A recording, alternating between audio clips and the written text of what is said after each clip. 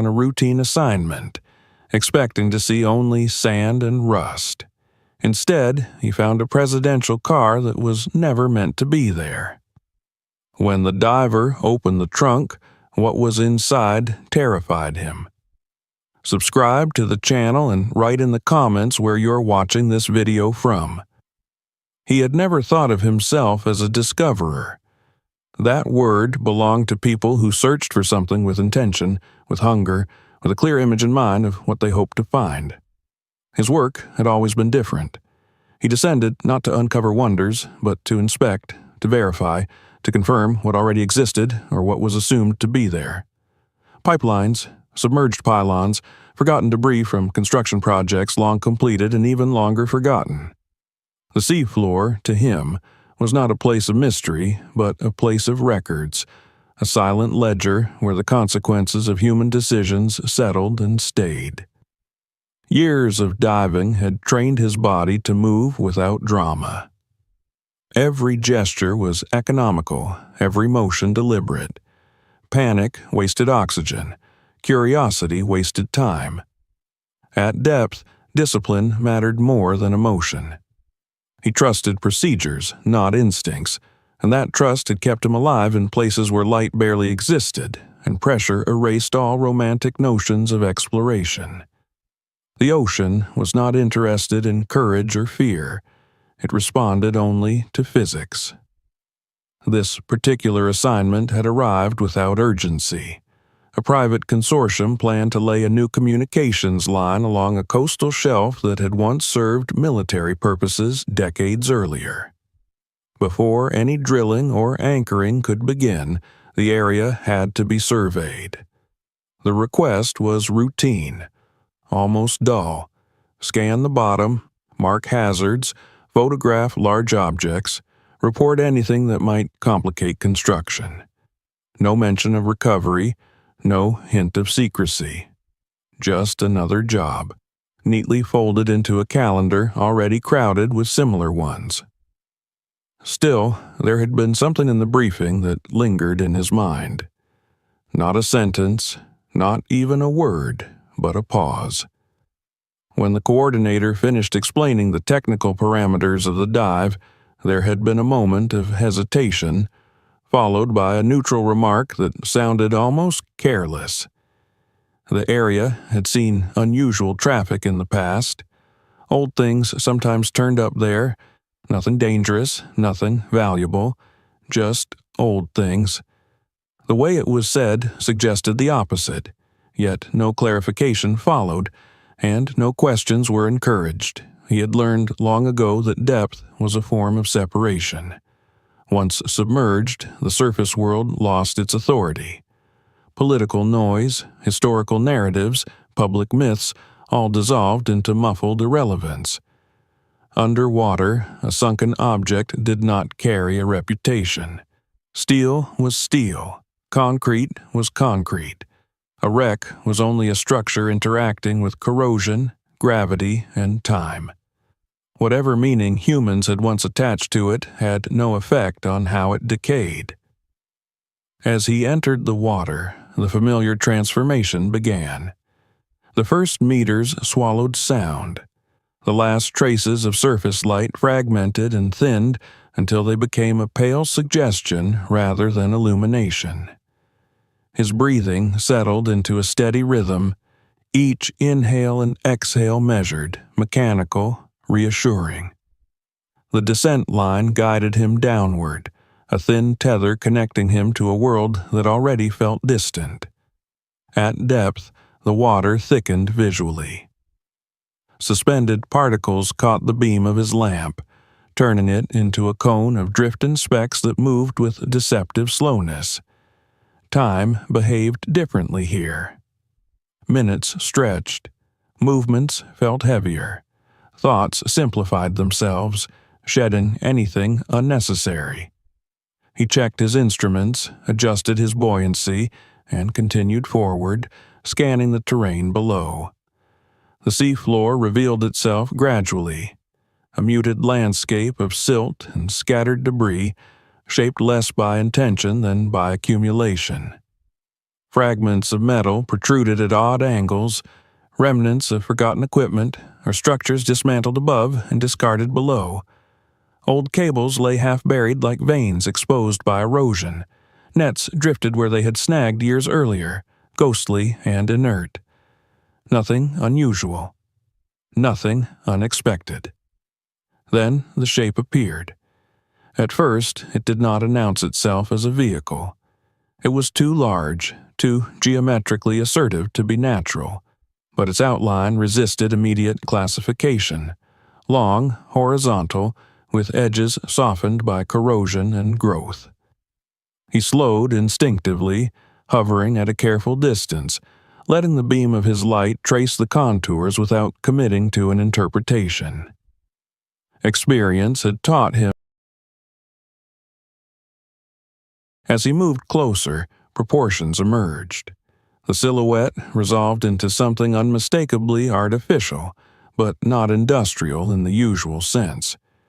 This was not a shipping container or a section of hull. The lines were deliberate, designed. The body was massive, broader than necessary, heavier than any civilian vehicle had reason to be. Thick pillars framed what had once been windows. The curvature of the roof suggested armor rather than aesthetics. Recognition did not arrive all at once. It crept in, resisted, retreated, then returned with unsettling clarity. He had seen this shape before, not in person, but in images, in archival footage, in carefully staged photographs where it was always surrounded by movement, by people, by ceremony. On the seafloor, stripped of context and color, it looked absurdly out of place. A symbol abandoned in an environment that did not acknowledge symbols. It was a presidential car. The realization felt intrusive, almost inappropriate, as if he were projecting meaning onto an object that had none left. He circled it slowly, noting details that confirmed what his mind already knew. The thickness of the doors, warped but intact. The reinforced undercarriage. The remnants of insignia, barely visible beneath layers of rust and marine growth, reduced to vague shapes that only suggested what they had once proclaimed. What unsettled him most was not the identity of the object, but its posture. It did not look like wreckage. There was no violent deformation, no evidence of impact. It rested on the seafloor with a strange composure, aligned almost parallel to the sediment, as if placed there deliberately. The surrounding silt had settled evenly around it, undisturbed by any sign of sudden descent. Whatever force had brought it here had done so with control. He examined the area around the vehicle, widening his survey radius. There were no scattered fragments, no trail leading away from the object, no debris field to suggest a crash or accidental loss. This was not how things ended up on the bottom by chance. This was how things were put away. For a moment, he simply hovered there, suspended between disbelief and professional detachment. His training urged him to document, to record, to report. His instincts, honed by years of silent observation, urged him to slow down, to understand before acting. The seafloor did not demand haste. It preserved without judgment, allowing time to flatten urgency into perspective. He thought about the world above, about how carefully such vehicles were tracked, guarded, retired. They were not misplaced. They were not lost. When they ceased to serve their purpose, they were dismantled, archived, or destroyed under layers of protocol. The presence of this one, intact and submerged, suggested a moment when protocol had failed or been bypassed entirely. The water pressed against his suit, a constant reminder of where he was and how little tolerance the environment had for distraction. He adjusted his position and approached the rear of the vehicle. If there was anything to be learned beyond speculation, it would be there. The trunk, unlike the passenger compartment, was less symbolic, less visible in official narratives. It was where things were carried, not displayed. As his light illuminated the back of the car, he noticed the condition of the trunk seam. It was damaged, but not sealed shut by deformation. Corrosion had taken its toll, but the structure remained accessible. The latch was intact enough to suggest it could be opened with effort. That realization carried weight. Objects on the sea floor rarely invited interaction. They endured it.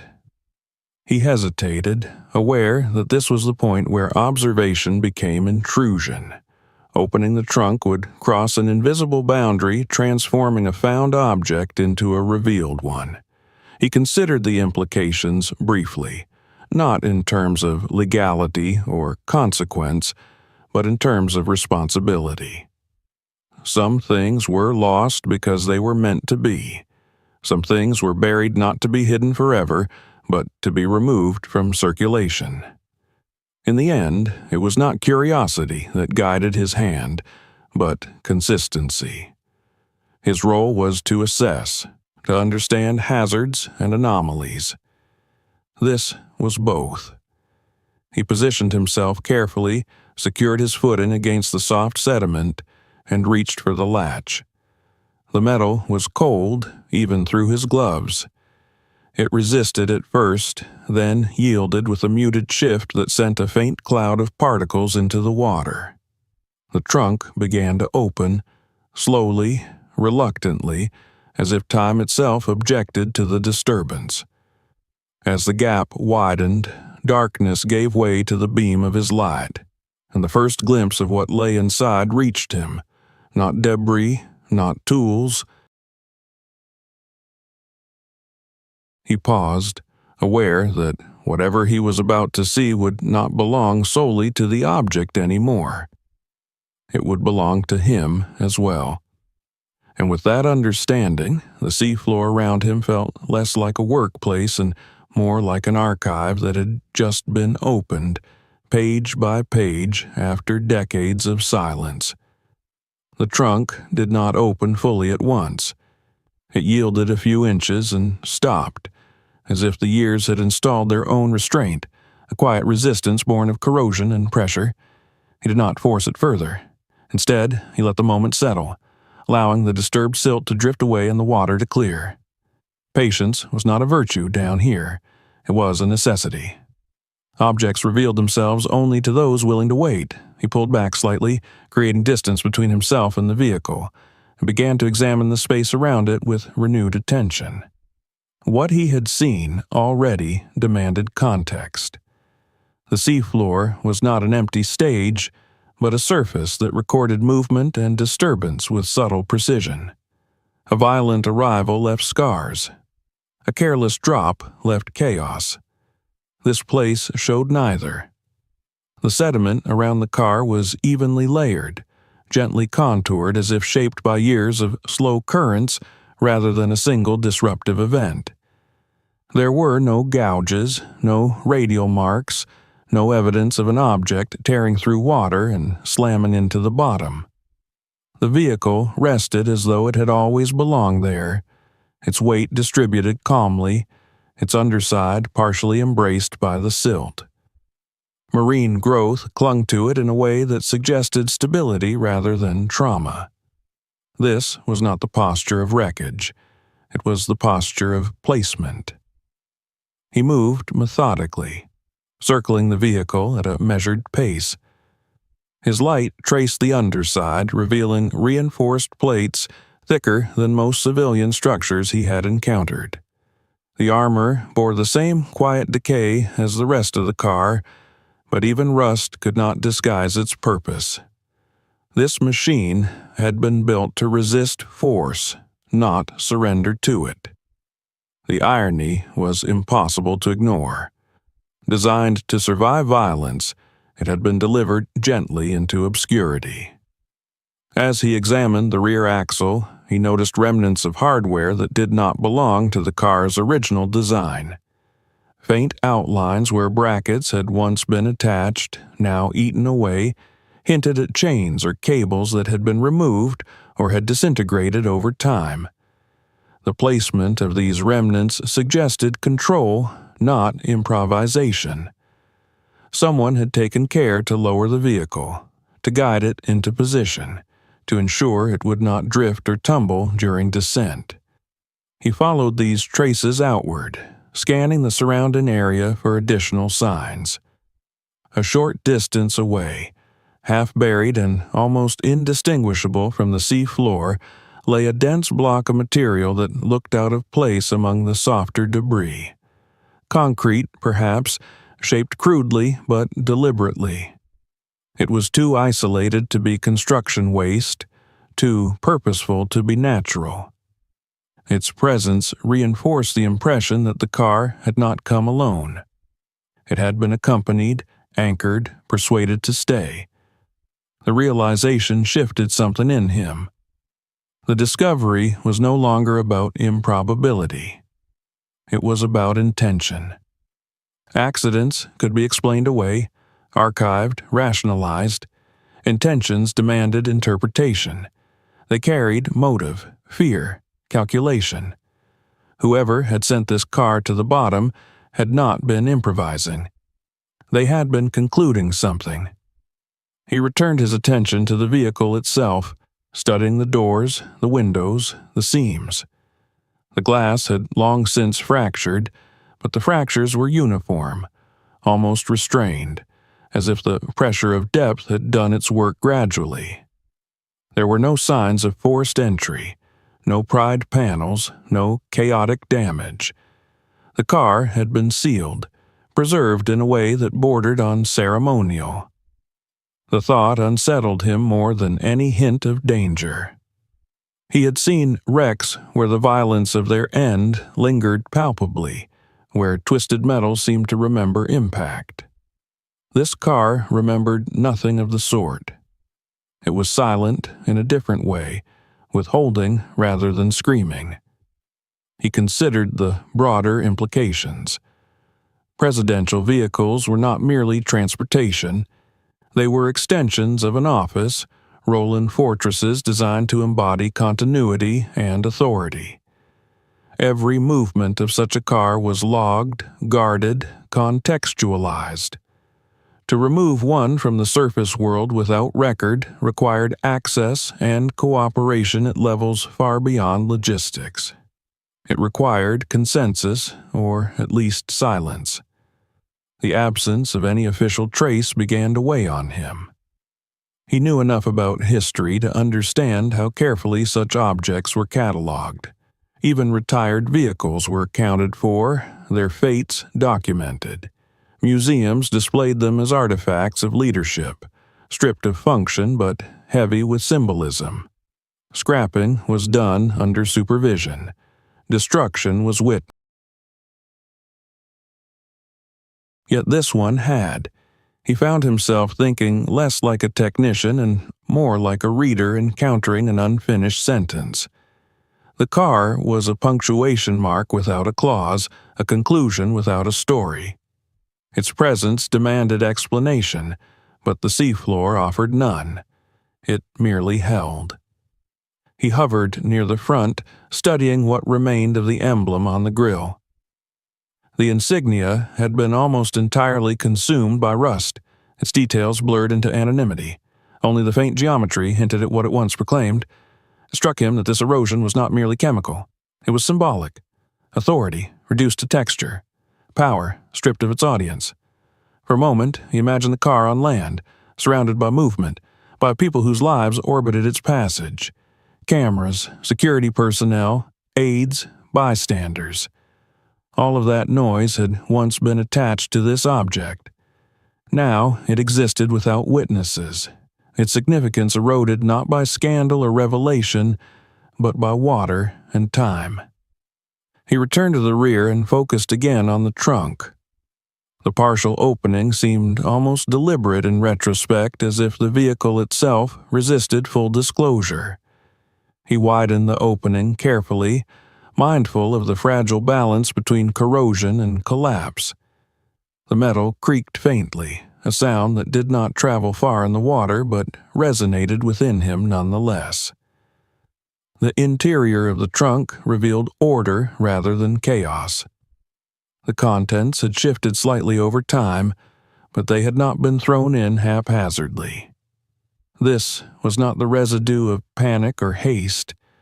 Whatever had been placed here had been arranged with care, perhaps even with a sense of finality. Before examining the contents in detail, he paused again, his attention drawn outward by a subtle change in awareness. It was not a sound or a movement, but a sensation he had learned to trust over years of diving. A sense of being observed, not by eyes, but by implication. The seafloor itself did not judge, but it recorded. And records, once disturbed, had a way of attracting interest. He scanned the area once more, checking for signs of recent activity. There were none. No disturbed sediment beyond his own movements, no modern equipment fragments, no indication that anyone else had visited this site in years. The isolation was complete. Whatever this place held, it had held alone. That isolation deepened the weight of his actions. By opening the trunk, by documenting the vehicle, he was becoming part of the car's story, however unwillingly. The boundary between observer and participant was dissolving, and with it, the comfort of neutrality. He adjusted his position and shone his light fully into the trunk. The beam illuminated the edges of a worn leather surface, its texture still discernible beneath layers of decay. A suitcase, old but well made, rested against the back wall. It did not belong to the car. It belonged to a person. The distinction mattered. He did not touch it yet. Instead, he took in the scene as a whole, allowing its implications to form gradually. The trunk was not a storage space in the ordinary sense. It was a compartment of transition, a place where objects crossed from one context into another.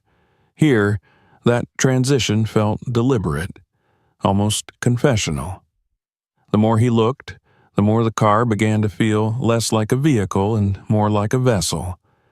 Not a container of passengers, but of decisions. Choices made quietly, perhaps reluctantly, that had required removal rather than resolution.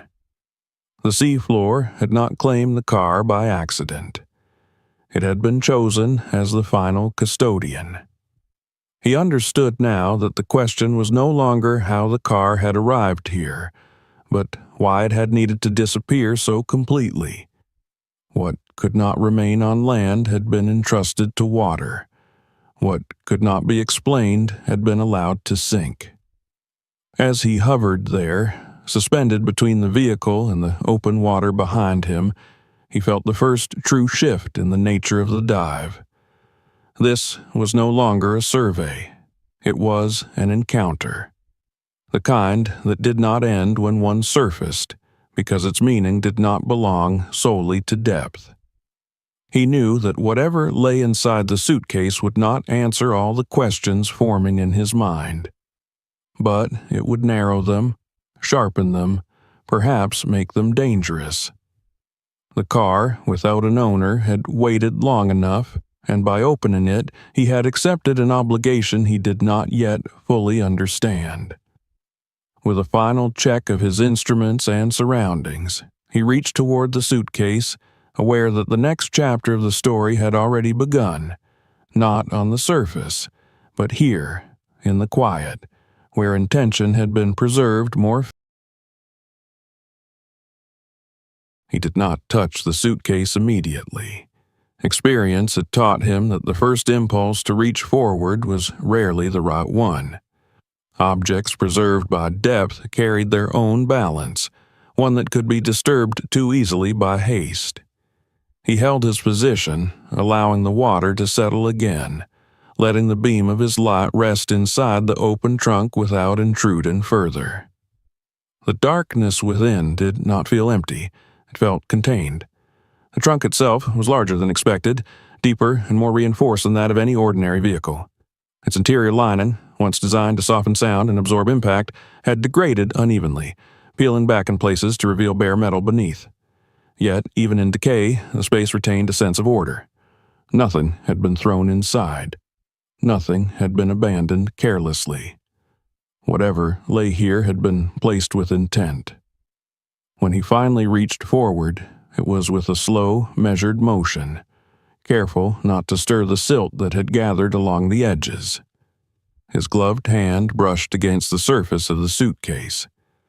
The leather, though cracked and stiff, still held its shape. It had been a quality piece once, chosen not for fashion but for endurance. The kind of object a person selected when they expected to carry it often, perhaps across borders, perhaps through uncertainty. He adjusted his light and examined it more closely. There were no initials stamped on the outside, no visible markings to indicate ownership. The surface bore the subtle scars of use rather than neglect. Small abrasions, softened corners, a faint discoloration where a hand might have rested repeatedly. These were not the marks of luggage forgotten in a storage room. They were the marks of something that had traveled with someone quietly, persistently. He opened it. The clasps resisted briefly, then gave way, releasing a muted cloud of trapped particles that drifted upward like breath finally exhaled. Inside, the contents were arranged with a careful symmetry. Clothing, folded rather than packed, layered as though someone had wanted each item to be accessible without disorder. Shirts in muted colors, their fabric preserved enough to reveal they had once been well cared for. A jacket, heavier than the rest, its lining reinforced at the shoulders. Accessories placed deliberately along the sides, as if to keep them from shifting. There was nothing extravagant here. No indulgence, no personal flair. The wardrobe was functional, conservative, designed to blend rather than announce. It spoke of a life lived under constraint, where appearance mattered but individuality did not. He recognized the pattern instinctively. This was not how people packed for themselves. It was how they packed when they were expected to be someone else. Near the bottom of the suitcase, wrapped separately in a piece of cloth that had once been white, he found the ring. It was plain, unadorned, its surface dulled by time but intact. No engraving marked its interior. No date, no name, no message. It was a symbol stripped of context, reduced to form. He turned it gently between his fingers, feeling its weight even through the glove. It was heavier than he expected, not because of its material, but because of what it implied. A wedding ring was not an accessory chosen lightly. It was a declaration, a public claim to a private bond. Yet this one carried no evidence of a shared history, no personalization, no trace of a relationship beyond the expectation that such a symbol should exist. It felt less like a memory and more like a prop, something included to complete an image rather than reflect a life. He set it aside carefully, aware that its meaning extended beyond sentiment. In contexts of secrecy, normalcy was often manufactured. A ring could be proof of stability, a reassurance to observers that a man belonged to a familiar narrative. Married, grounded, predictable. The absence of engraving now felt deliberate, a way to avoid leaving behind anything that could be traced to a real person. Beneath the clothing, secured against the interior wall of the suitcase, was a folder sealed in plastic. Unlike the rest of the contents, it had been protected with care, wrapped and rewrapped to resist moisture. The edges of the folder were stiff, the material thicker than ordinary paper. He recognized the look immediately. This was documentation meant to survive. He removed it and held it closer to the light. The plastic crinkled faintly, a sound that seemed unnaturally loud in the surrounding silence. Inside were medical records. Not summaries, not discharge notes, but detailed reports spanning years. Dates, procedures, assessments, follow-ups. The language was clinical, precise, written by multiple hands across different institutions. The consistency was striking. This was not the record of emergency care or incidental treatment. The name printed at the top of each document stopped him. It was a complete name, formatted correctly, accompanied by identification numbers, signatures, and institutional seals. On paper, it was undeniably real. Yet, as he read further, a strange absence made itself known. There were no references to a place of birth that could be located, no next of kin listed beyond generic placeholders, no insurance provider, no civilian employer. The documents referred to the patient as if he existed entirely within the medical system and nowhere else. The more he read, the clearer the pattern became. The treatments addressed chronic strain, repetitive injury, conditions associated with prolonged stress and physical demand.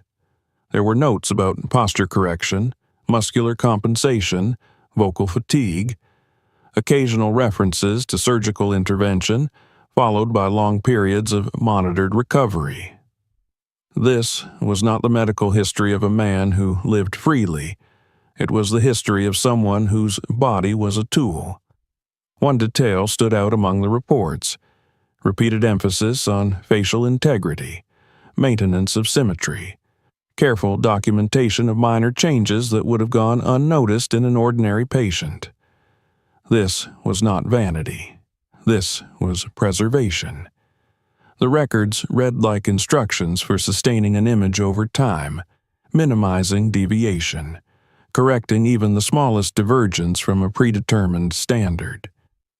He felt a tightening in his chest that had nothing to do with pressure or oxygen. The pieces were aligning themselves with uncomfortable clarity. The suitcase, the ring, the records. They formed a portrait not of a powerful individual, but of a managed one. A person constructed to fulfill a role, sustained not for his own sake, but for the continuity of something larger. The name on the documents meant nothing to him, and yet that emptiness was precisely the point. A name that existed only on paper was safer than one tied to a real past. The man described in these pages had no childhood, no community, no history beyond what was required. He had been created, maintained, and eventually removed. He looked back into the trunk, seeing it now with altered perception. This was not storage. It was an archive of a controlled life. The car had not been transporting a president. It had been transporting a substitute, a figure meant to absorb attention, risk, and visibility while preserving something else, someone else, from exposure. The thought did not arrive as a dramatic revelation. It settled slowly, like silt after disturbance. The more he considered it, the more it explained. The careful placement of the car, the absence of chaos, the lack of official records. This vehicle had not been lost. It had been retired in the only way that guaranteed silence. He found himself wondering about the man behind the documents. Not about his role, but about his awareness. Had he known he was temporary? Had he understood that the life he inhabited was conditional, destined to end not with retirement or recognition, but with erasure? The medical records offered no insight into thought or consent. They spoke only of compliance. As he examined the final pages, he noticed a change in tone. The later reports grew shorter, more cautious. Observations replaced recommendations. There were references to increased risk, to diminishing returns. The language suggested concern, not for the patient's well-being but for the sustainability of the role. Eventually, the entries stopped altogether. There was no discharge summary, no conclusion, just an abrupt absence, as if the need for documentation had vanished along with the man himself. He closed the folder and placed it back inside the suitcase, arranging the contents as he had found them. This was not an act of respect, but of acknowledgement. He understood now that what lay before him was not merely evidence of deception, but of sacrifice imposed rather than chosen. A human life reduced to infrastructure. The trunk, once an unremarkable compartment, had become a confession. Not one spoken aloud, but one assembled quietly from objects that were never meant to be reunited. The seafloor had preserved them faithfully, waiting for someone patient enough to listen. As he sealed the suitcase again and returned it to its place, his attention shifted to the edges of the trunk. There, partially obscured by degraded lining, he noticed something he had overlooked before, a seam that did not belong. A panel slightly misaligned, its fastenings different from the rest. It was subtle, the kind of detail that only revealed its. He studied it closely, tracing the outline with his light. This was not part of the original design. It had been added, concealed deliberately, meant to escape casual inspection. The realization brought a new weight to the discovery. The confession was not complete. The personal life, the manufactured normalcy, the controlled body, all of it explained how the illusion had been maintained. But it did not explain why the car had needed to disappear so completely, nor why it had been burdened with such care. There was another layer here, one that moved beyond identity and into consequence. As he reached towards the hidden panel, he felt the subtle shift in the dive's meaning once again. What he had found so far spoke of deception and substitution.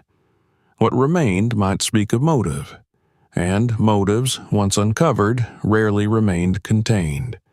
The hidden panel did not yield easily. It was not meant to.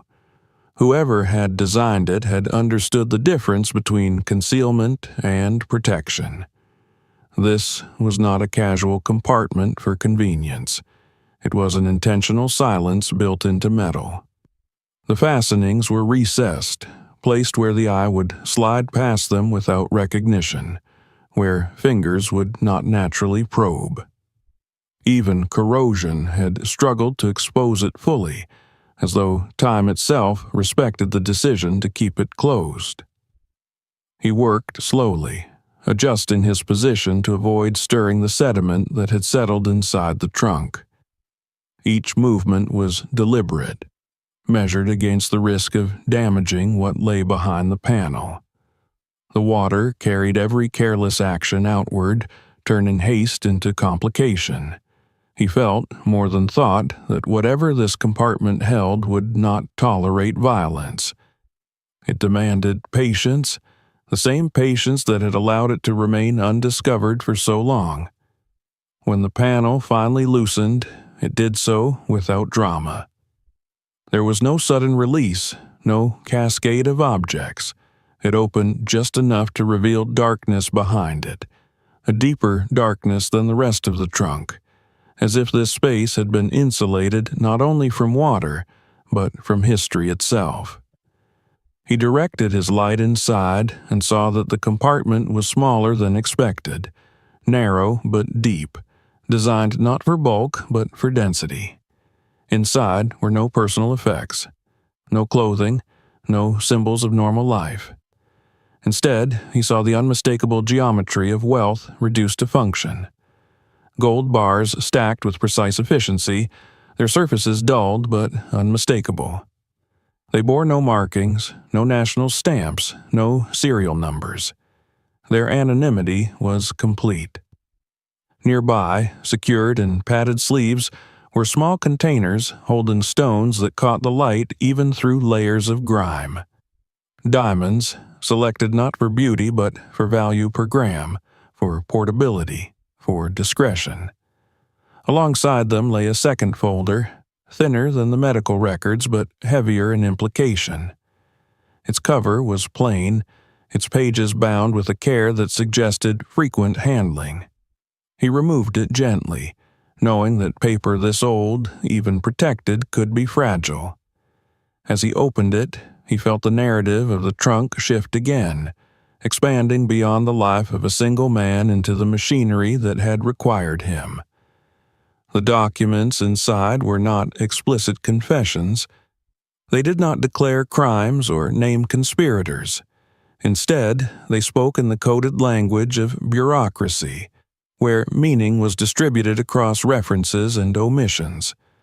Columns of figures aligned with dates that corresponded to significant events he recognized vaguely from memory. Transfers that did not list destinations, only intermediaries.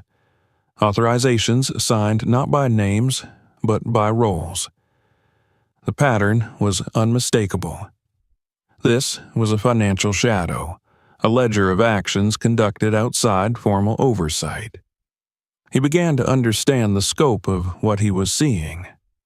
The car had not simply transported a substitute. It had carried resources. It had functioned as a moving vault, a secure conduit for a fund that could not appear on any balance sheet. The gold and diamonds were not trophies. They were tools, designed to move through borders without triggering scrutiny, to buy cooperation where ideology failed, to ensure outcomes where persuasion could not.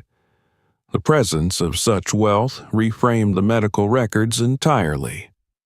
The man described there had not been merely a decoy for public appearances.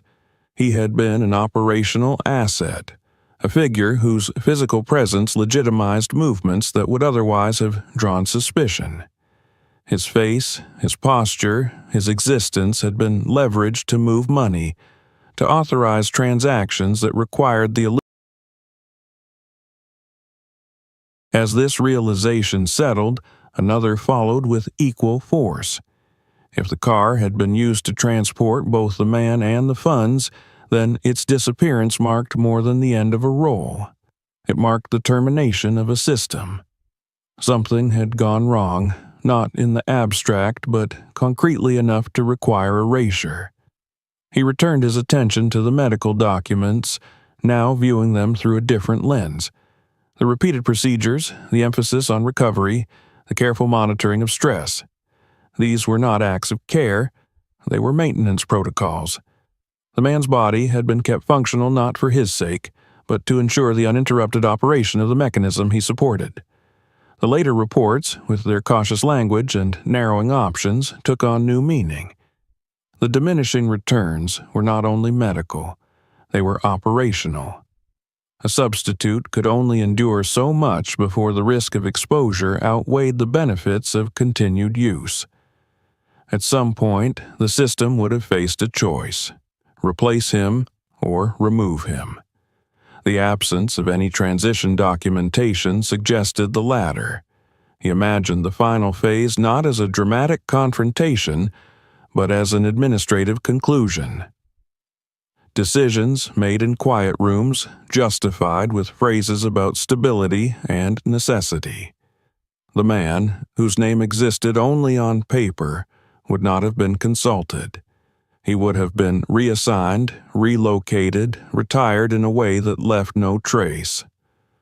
The car, having served its purpose, would have followed him into obscurity. The thought that this entire structure had depended on public belief unsettled him deeply. Not belief in a person, but belief in continuity. The assumption that leadership persisted unchanged, that appearances reflected reality. The substitute had not needed to be perfect. He had only needed to be sufficient. As he examined the financial documents further, he noticed that the final entries were abrupt. Transfers that ended mid-cycle. Authorizations that were never followed by confirmation. The flow of resources had stopped suddenly, as if cut off rather than concluded. This suggested interruption rather than completion. something had forced the system to collapse inward, to bury itself. The gold and diamonds, left unused, reinforced this interpretation. If the fund had simply been shut down, its assets would have been redistributed, laundered, absorbed elsewhere. Leaving them behind implied urgency, fear, or both. The car had been sunk not as a routine disposal, but as an emergency measure. He felt the weight of this realization press against him, not physically, but mentally. The sea floor seemed closer now, the water heavier. He was no longer merely uncovering history. He was touching the residue of decisions made under extreme pressure, decisions that had favored silence over explanation.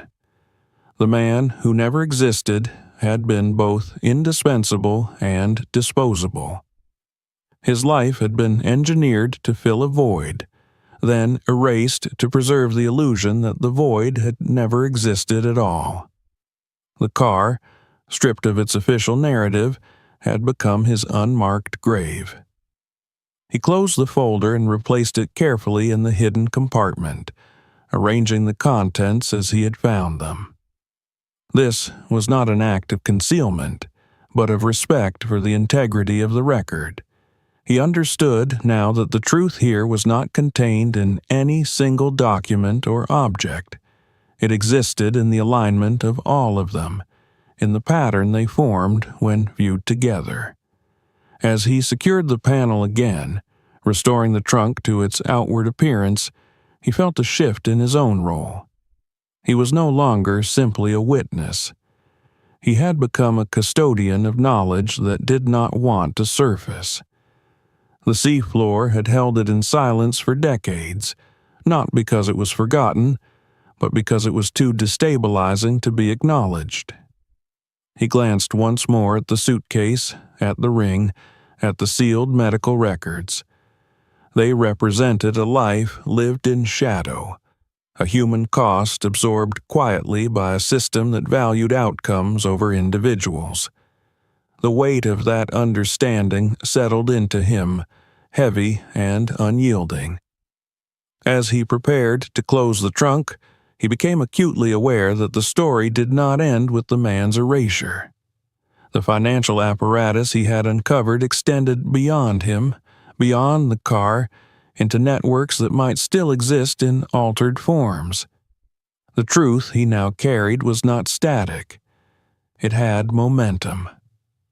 He sealed the trunk gently, the metal settling back into place with reluctant finality. The car returned to its silent composure, its secrets once again hidden from casual view. But nothing had truly closed. The discovery had... As he backed away from the vehicle, his thoughts turned forward rather than backward. The man who never existed had paid the price for stability. The funds that had flowed through him had shaped events beyond his control. And now, decades later, the residue of those choices rested in the hands of someone who had never sought them. The question was no longer what had happened. It was what should happen next.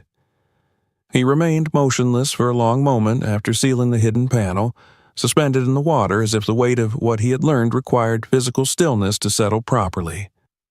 The car no longer appeared as a singular anomaly.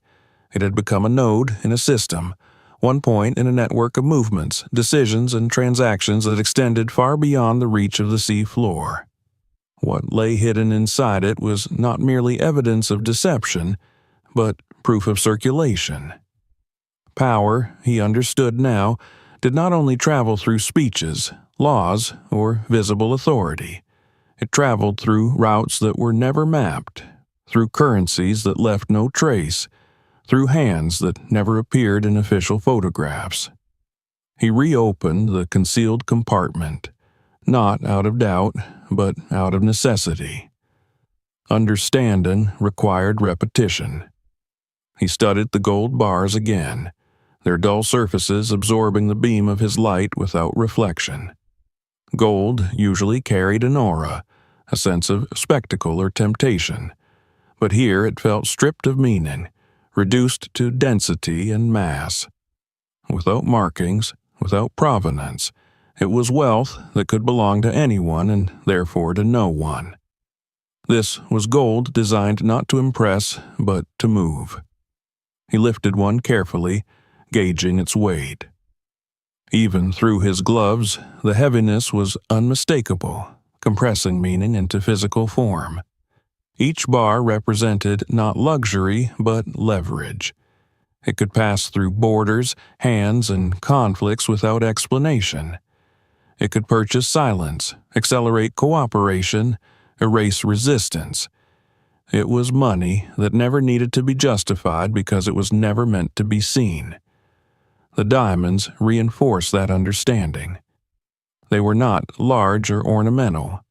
They were precise, selected for uniformity, for ease of concealment, for efficiency. They existed outside any cultural or emotional context. Their value was absolute, transferable, unquestioned. In places where currencies fluctuated and institutions failed, such stones retained their authority. They were the purest expression of transactional power. As he examined the financial documents again, the pattern revealed itself with greater clarity. The ledger did not record profits or losses. It recorded movements.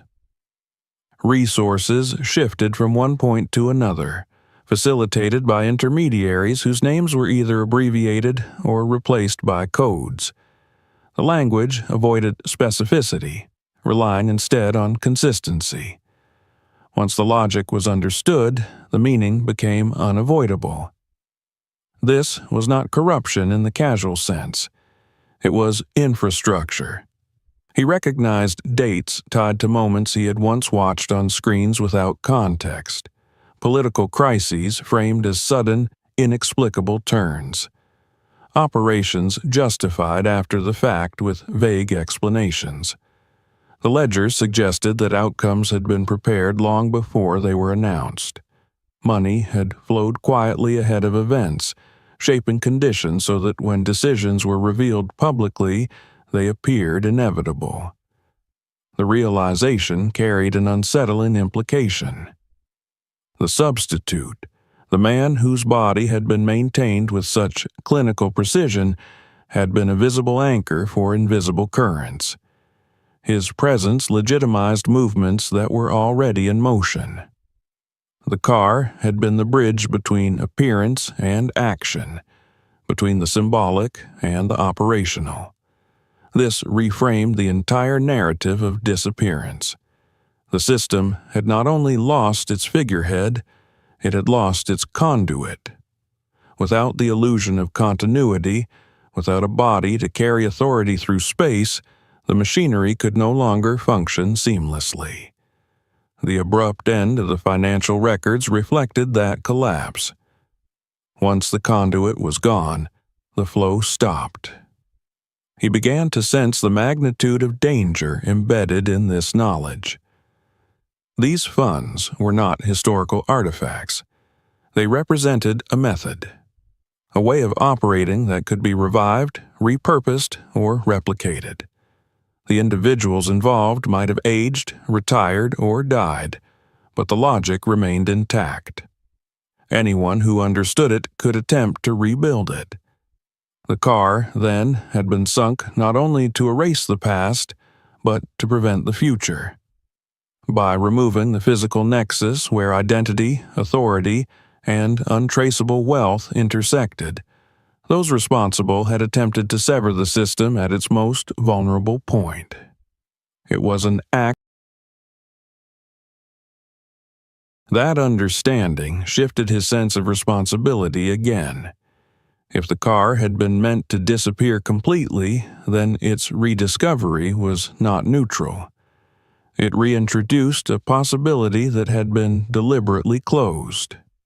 The gold and diamonds were not merely valuable, they were catalytic. In the wrong context, they could resurrect structures that had been buried for good reason. He felt the pressure of choice begin to form, though it was still distant, still abstract. For now, he focused on documentation, capturing images, recording measurements, preserving evidence in the only way he safely could.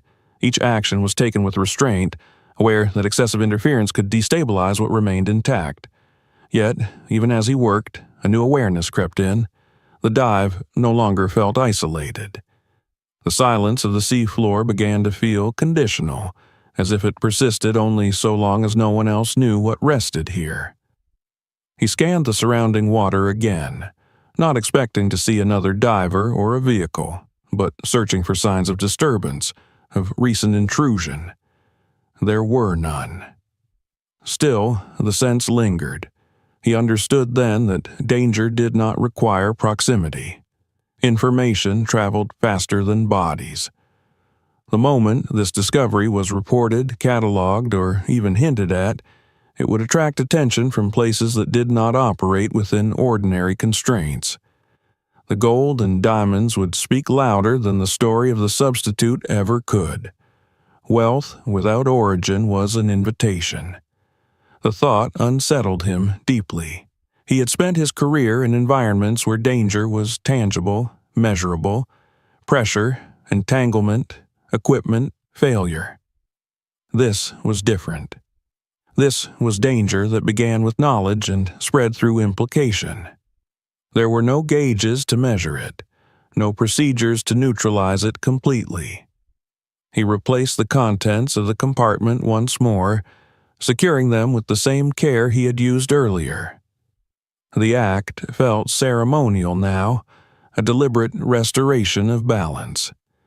The seafloor had preserved this archive because it could not move, could not act. By uncovering it, he had introduced motion again. That motion needed to be controlled. As he closed the trunk, sealing away both confession and currency, he felt the first stirrings of conflict within himself. There was a part of him that recognized the value of what he had found in purely material terms. Even a fraction of the wealth contained here could transform a life. But that thought passed quickly, leaving behind a sharper realization. This money was not neutral. It carried history with it, and that history was stained with erasure. He began his ascent slowly, not because his oxygen demanded it, but because his thoughts required the time. Each meter upward felt like a gradual re-entry into a world that would not understand what lay beneath it. The surface would ask for reports, for explanations framed in technical language. It would not ask for interpretation. It would not want to hear about systems that contradicted its narratives. As the car receded into the dimness below, it seemed to resume its role as silent custodian. But he knew now that silence was not the same as safety. The truth had weight, and that weight had begun to shift.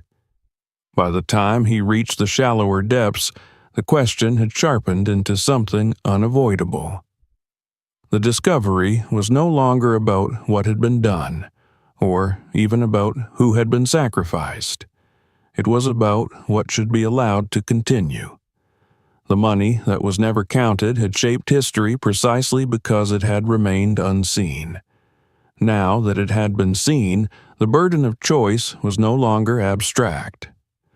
It was descending toward him, heavy and unavoidable, as he moved closer to the surface where decisions could no longer be postponed.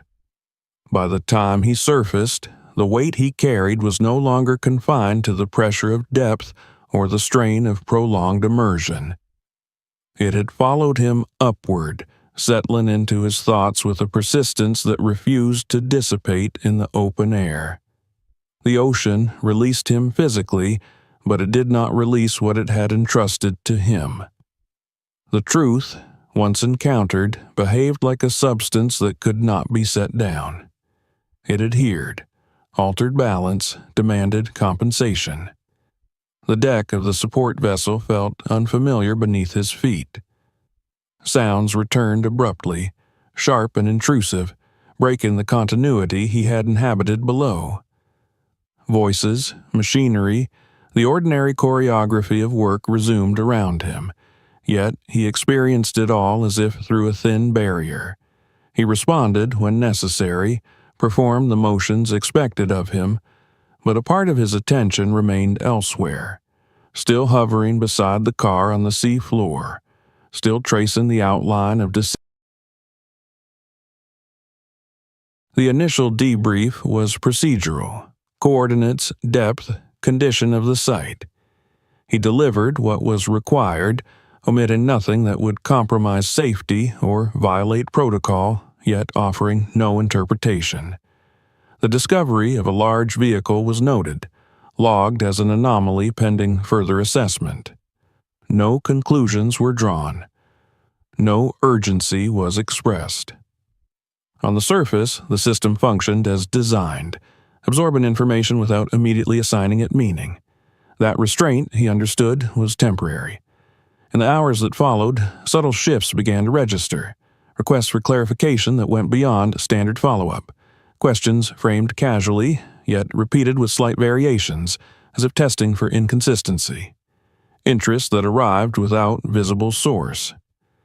It was not overt surveillance, not yet, but it carried the unmistakable texture of attention that did not belong to routine operations. He recognized the pattern with unease. This was how interest announced itself before it became pressure. He reviewed his own records carefully, replaying moments of the dive, examining what he had documented and what he had chosen not to. The images of the car were unambiguous, but images alone told an incomplete story. They showed form, not function, presence, not purpose. Without context, they could be explained away as a historical curiosity, an administrative oversight, a forgotten artifact. It was the context that transformed the discovery into something volatile. The alignment of the medical records, the substitute, the untraceable funds. Together, they formed a narrative that challenged not a single decision, but an entire architecture of power. Such challenges rarely ended in accountability. More often, they ended in containment. He felt the first true edge of fear then, not for his safety in the immediate sense, but for his autonomy. Knowledge had shifted his position. He was no longer simply a contractor performing a task. He had become a variable and unpredictable element in a system that valued predictability above all else. As the days passed, the pressure intensified in quiet ways. His access to certain databases was delayed without explanation. Equipment requests that had once been approved automatically were rerouted for review. Conversations he entered fell briefly silent before resuming with forced normalcy. No one confronted him directly. No one needed to. The message was not spoken, but it was clear. He was being noticed. The moral conflict he had sensed beneath the surface now surfaced fully. The truth he carried did not resemble the ideals often associated with truth. It was not liberating.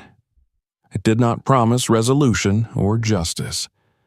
Instead, it presented a series of outcomes, each weighted with consequence.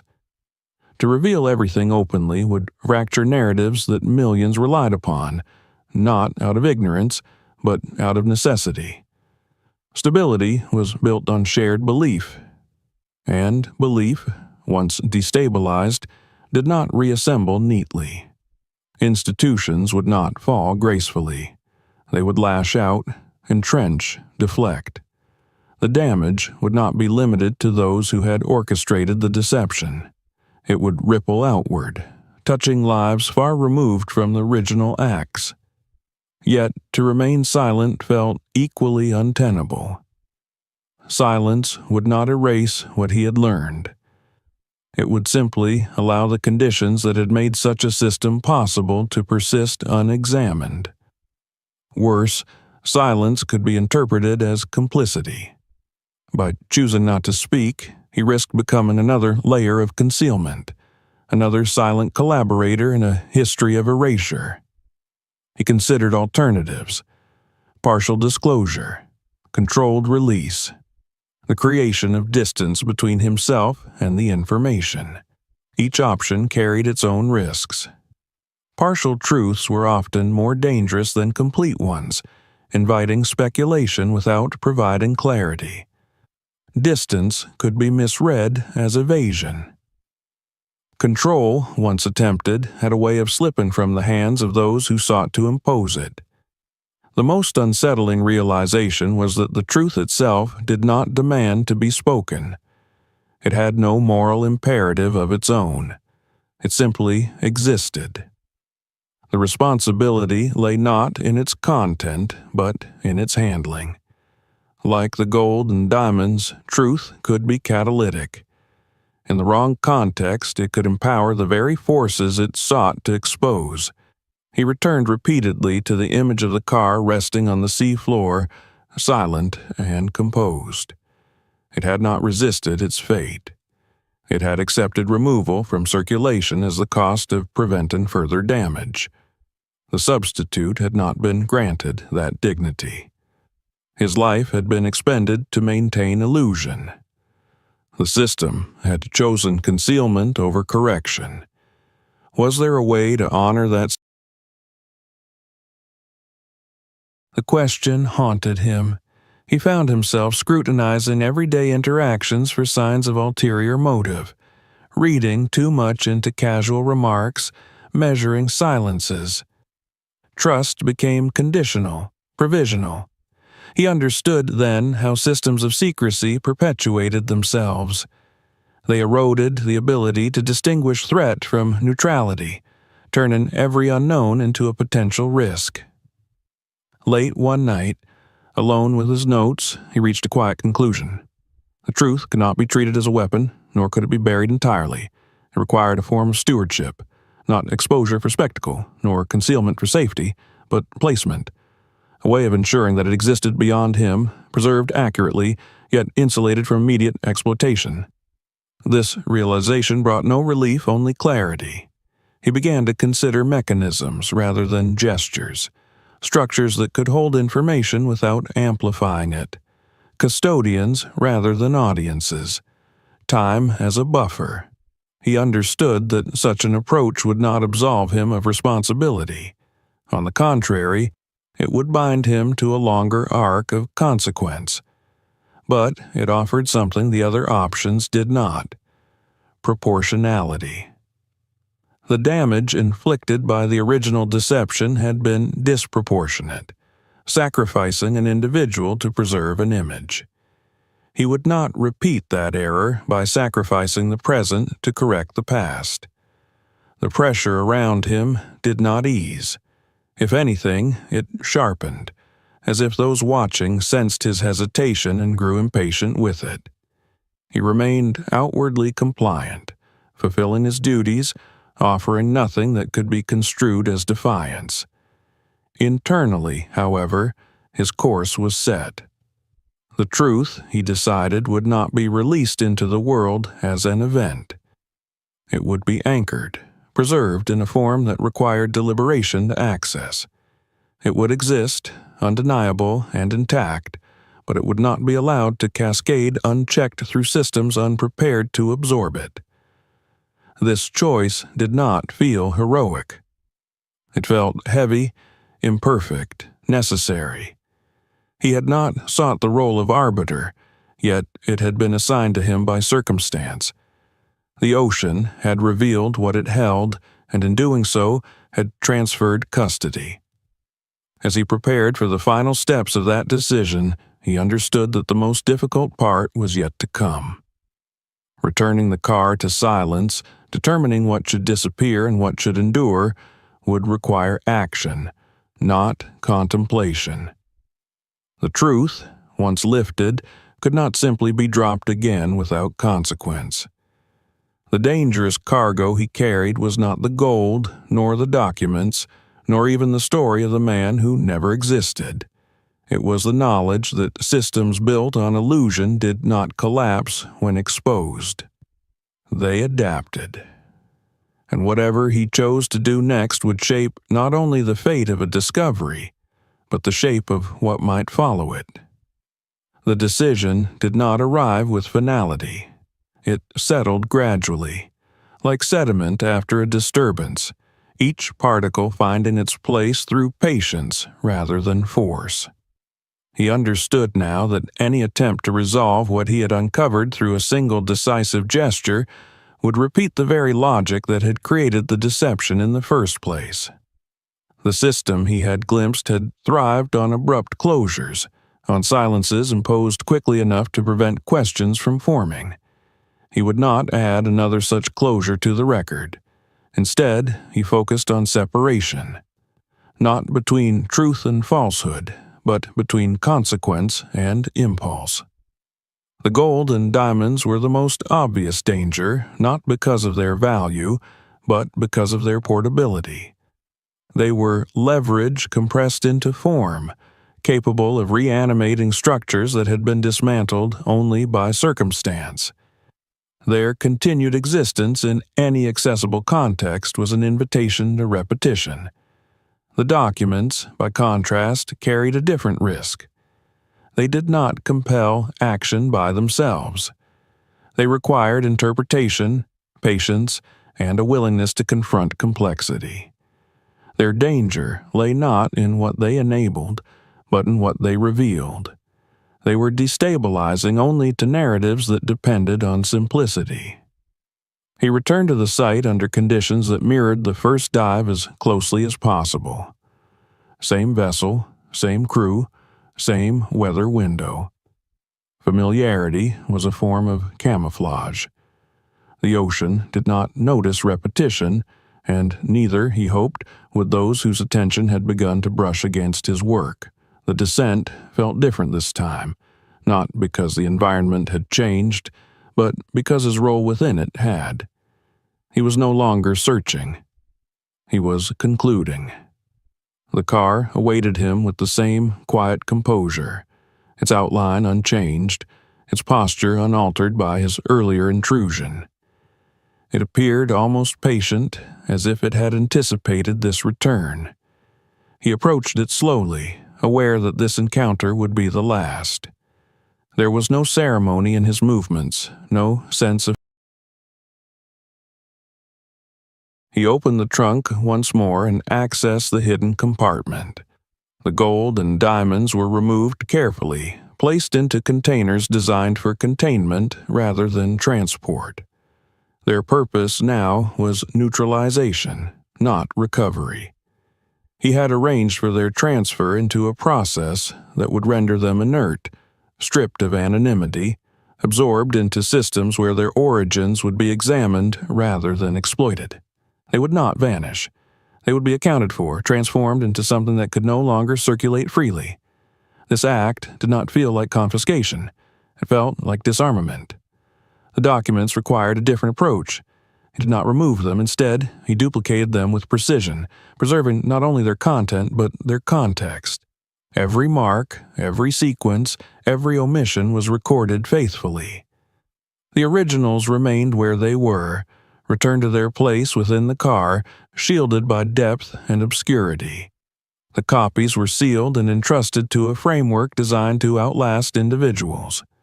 Not a publication, not an exposé, but an archive bound by conditions. Access would require time, verification, and convergence. The information would not be released into a moment, but into a process. It would be there for those willing to approach it responsibly, for historians rather than opportunists, for institutions capable of absorbing nuance. It would exist without demanding attention, waiting instead for readiness. With these preparations complete, he turned his attention to the car itself. Its continued presence at the original site was no longer acceptable. The location had been compromised by discovery. Silence depended on depth, not secrecy, and depth alone was not immutable. He arranged for the vehicle's relocation, not to erase it, but to restore its function as a custodian, rather than a spectacle. The process was meticulous. The car was guided, not lifted, coaxed into a deeper pocket of the seafloor where sediment was thicker and currents slower. Additional weight ensured stability without violence.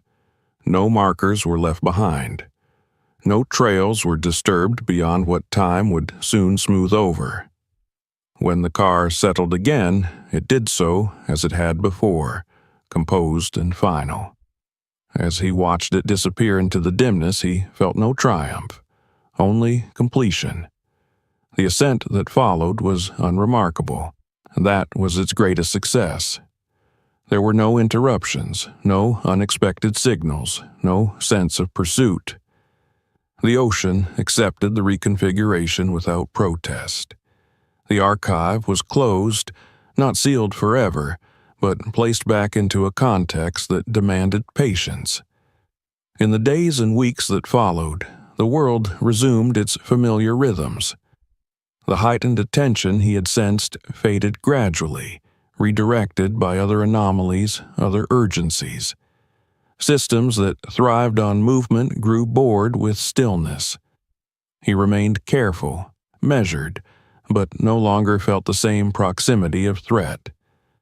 The truth, anchored as it was, no longer traveled with him.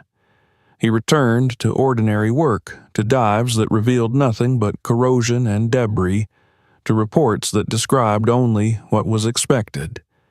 Yet, he was not unchanged. The knowledge he carried had altered his perception irreversibly.